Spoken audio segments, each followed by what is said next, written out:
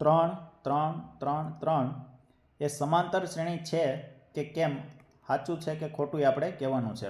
સમાંતર શ્રેણીનો મતલબ શું થાય? તો કે બે પદ વચ્ચેનો જે તફાવત છે જેને આપણે કહીએ ડી, કહેવાનો મતલબ કે A2 માઇનસ A1 કેટલા થાય? તો કે 3 માઇનસ 3 બરાબર કેટલા થાય? 0. હજી હું બીજો તફાવત લઉં ડી બરાબર, તો કે A3 માઇનસ A2 એ કેટલા થાય? તો કે 3 માઇનસ 3 એ બરાબર 0 થાય છે. હજી એક તફાવત હું લઉં ડી બરાબર A4 માઇનસ A3, તો કે 3 માઇનસ 3, તો કે એ કેવો થાય છે? 0. તો કહેવાનો મતલબ કે આપણો જે તફાવત છે એ બધે કેવો રહે છે? સમાન રહે છે. તો કે સમાન તફાવત રહેતો હોય તેને આપણે કેવી કહીએ છીએ? સમાંતર શ્રેણી. તો આપેલું વિધાન કેવું છે? સાચું.